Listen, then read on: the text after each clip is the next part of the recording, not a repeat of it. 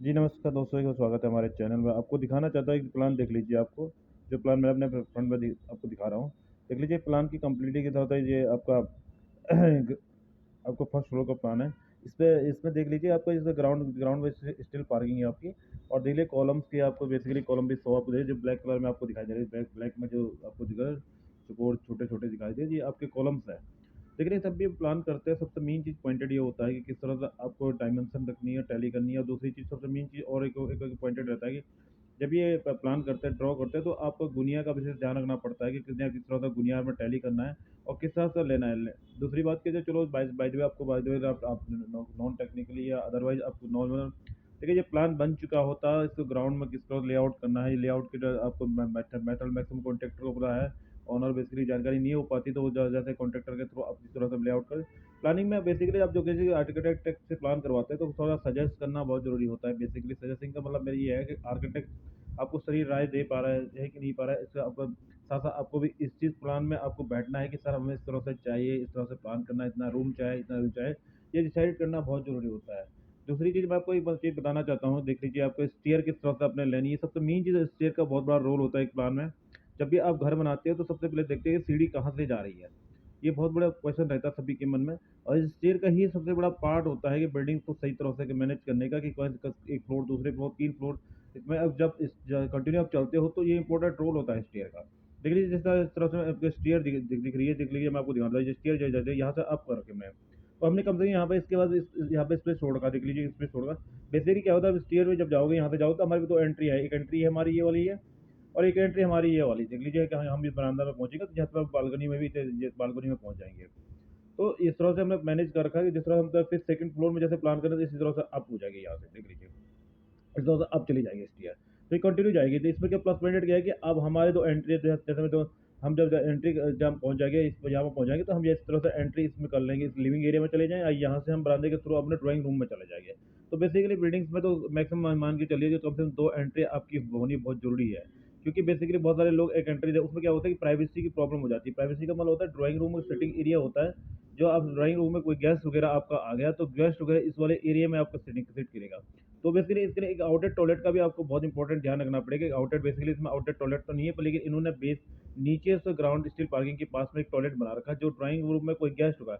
एक तो होता है कि आपका कोई खास गेस्ट आता है, जो आपका अपना घर का होता है, तो उसको तो आप अंदर आपका लिविंग एरिया में भेज सकते हो।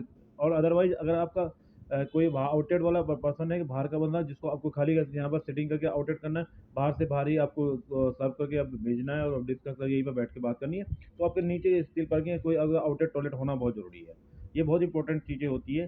देख लीजिए यहाँ पर हमने टॉयलेट का है, तो भी यहाँ पर देख लीजिए जैसे ये टॉयलेट है, देख लीजिए ये आउटलेट दोनों टॉयलेट का है, इन साइड का भी टॉयलेट का यूज है, और यहाँ पर आपको देख लीजिए यहाँ से इस वाले ड्राइंग रूम वाले पॉइंटेड में भी आपको ये दोनों प्लस पॉइंटेड रहेगा।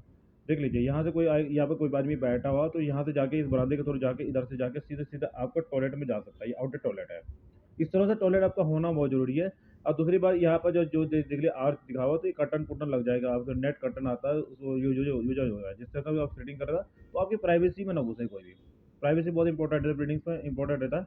जब भी आप ध्यान रखिए, इस चीज़ को विशेष ध्यान रख लीजिएगा। अगर प्राइवेसी नहीं है तो बहुत प्रॉब्लम आपको क्रिएट हो जाएगी। तो विशेष ध्यान रखना है प्राइवेसी का। तो मैं दूसरी चीज़ क्यों बताना, तो प्लान का दूसरी चीज़ आपको देखना है, विंडो की हम बात कर रहे हैं कि विंडो की जैसे हम दो दो विंडो आपको दे रहे हैं। दूसरी चीज़, एक तो हम विंडो के मेन तो बात यह है कि विंडो जब देते हैं, तो उसका ध्यान भी एक विशेष और रखना है कि जैसे हमारे दूसरी चीज़ सबसे पहले देख रहे हैं, हमें सिरोना कहाँ पर लग रहा है और किस वाले दिशा में है। तो पहले तो हम तो ये बनाना चाहते हैं कि वास्तु के अकॉर्डिंग क्या माना गया है कि आपका जो सर होगा, वो आपका ईस्ट में या साउथ में होना चाहिए। ये जो वास्तु के हिसाब से माना गया है। अब इसे साइंटिफिक की तरफ से भी देखा जाए, तो साइंटिफिक की तरफ से भी देखा जाए, दोनों कंडीशन में देखा जाए, तो ये कंडीशन आपकी बनती है कि नॉर्थ या ईस्ट में, साउथ और ईस्ट में आपका सर होना चाहिए।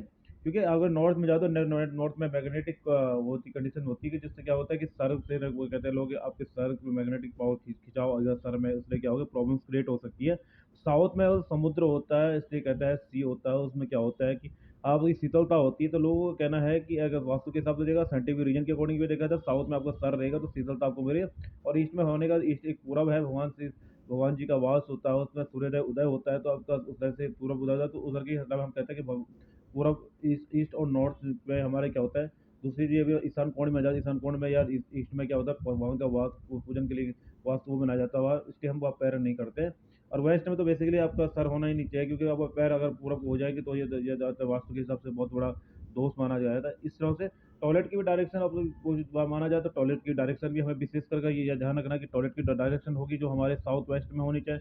और किचन की डायरेक्शन वैसे अगर ये कोने में माना गया ईस्ट और जो साउथ का कोना होता है उस पर बनाया जाता है, क्योंकि पानी से रिलेटेड वाला पॉइंटेड होता है, आग से आग से रिलेटेड वाला ईस्ट में आग से रिलेटेड होगा, साउथ में पानी से रिलेटेड। तो हमारा जो चूल्हा होगा ईस्ट फेसिंग में होगा और साउथ फेसिंग में आपका आपका सिंक होगा।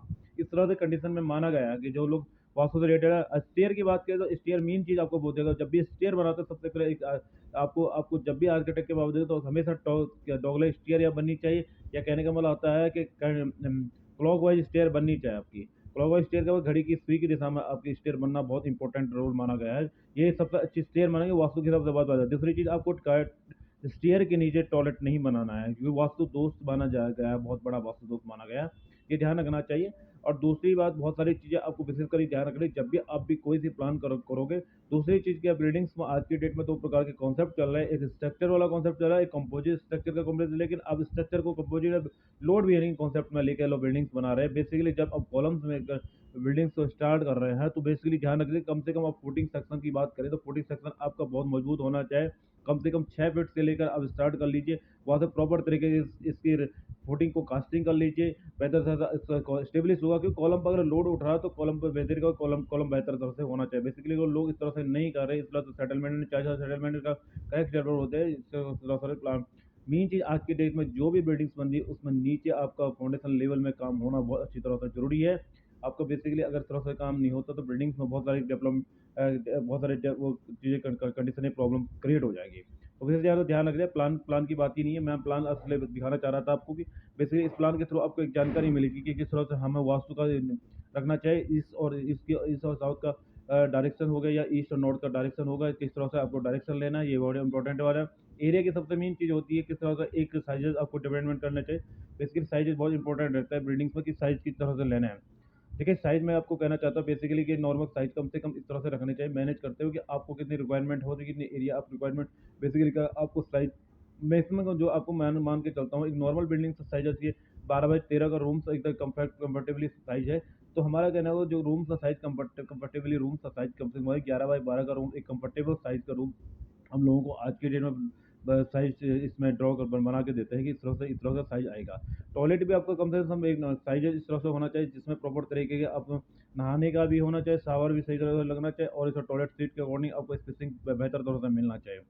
दूसरी चीज़ आपको एक और चीज़ बताना चाहता हूँ कि जब भी कॉलम की बात करें, कॉलम की बात करें तो कॉलम के सबसे देखना है कि बिल्डिंग्स कितने कितने फ्लोर की आप बिल्डिंग्स बना रहे हैं। बिल्डिंग्स फ्लोर पे ब्रांड दूसरी बात है, नॉर्मल अगर बिल्डिंग बना रहे हैं तो आप स्ट्रक्चर का नहीं कर पाते हैं तो बेसिकली फिर भी ये ध्यान रख लीजिए कि आप कितने कितने फ्लोर की बिल्डिंग्स ले रहे हैं, उस हिसाब से कॉलम की डिस्टेंस रख लीजिए। मैक्सिमम कम से कम डिस्टेंस इतनी होनी चाहिए कि आपके जो कॉलम का कभी भी क्या सेटल करने आए। दूसरी बात, लोड बियरिंग की कंडीशन में बनने चाहिए कॉलम। इस तरह से आप कॉलम कम से कम इतनी डिस्टेंस पर बना दीजिएगा, क्योंकि बहुत सारी डिस्टेंसिंग को ध्यान न रखते हुए उस तरह से रख लेते हैं। या तो अगर डिस्टेंस ज़्यादा है आपकी कॉलम की तो उसके बीच में कम से कम कॉलम का साइज बढ़ा लीजिए, और लटक्स बीम का वैसे यूज कर लीजिएगा, क्योंकि लटक्स बीम बेसिकली बहुत इंपॉर्टेंट रोल लगती है एक किसी भी बिल्डिंग्स में। बहुत इंपॉर्टेंट ध्यान रखना। आप लोगों को धन्यवाद।